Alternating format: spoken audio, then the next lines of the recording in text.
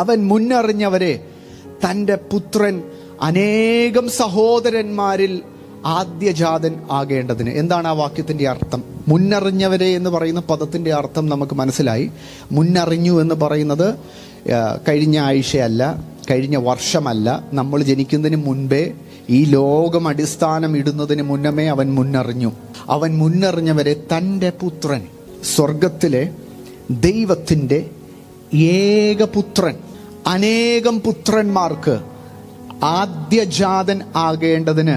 എന്താണ് അതിൻ്റെ അർത്ഥം? അനേകം പുത്രന്മാരെന്ന് പറഞ്ഞാൽ നമ്മളെല്ലാം പുത്രന്മാരാകാൻ ദൈവം ഒരു പദ്ധതിയിട്ടു. ജനമെന്ന് വിളിച്ചിരുന്ന നാം ദൈവത്തിൻ്റെ മക്കളാകാൻ ദൈവം അവൻ്റെ പുത്രന്റെ രക്തം കൊടുത്ത് ദത്തെടുത്ത് നമ്മളെ മക്കളാക്കി മാറ്റിയിരിക്കുന്നു. അവൻ്റെ അവകാശികളും കൂട്ടവകാശികളും എന്ന് റോമാലേഖനത്തിൽ പറഞ്ഞിരിക്കുന്നു.